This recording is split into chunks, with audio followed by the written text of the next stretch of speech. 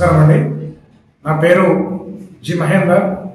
మాది లింగాపూర్ విలేజ్, దూల్మిట్ట మండలం, జనగామ కాన్స్టిట్యున్సీ, సిద్దిపేట జిల్లా పరిధిలో ఉన్నటువంటి వాడిని.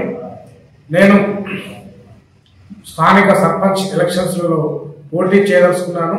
ముఖ్యంగా గ్రామంలో ఉన్నటువంటి స్థానిక సమస్యల పరిష్కారానికి నా వంతు బాధ్యతగా తీసుకొని ముందుకు పోదలుచుకున్నాను. నేను విద్యార్థి ఉద్యమ దశ కాలం నుంచి కూడా రాజకీయాల్లో కొనసాగుతున్నాను. ప్రజాసేవ లక్ష్యంగా ప్రజల కోసం, ప్రజల యొక్క సంక్షేమం కోసమే పనిచేస్తున్నటువంటి వ్యక్తిని.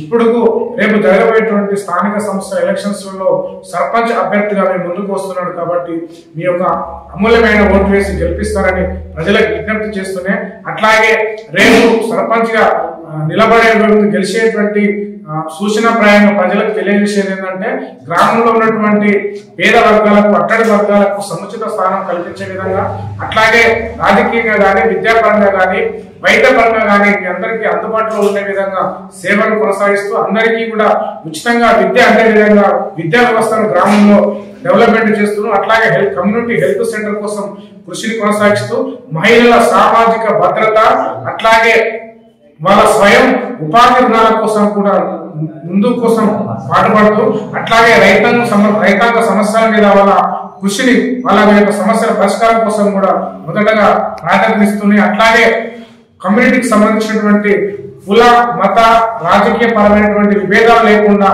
గ్రామాన్ని సమిష్టిగా విద్య, వైద్య, అట్లాగే అన్ని రంగాల్లో ముందు నిలపడం కోసం నా వంతుగా ప్రయత్నం కొనసాగిస్తున్నట.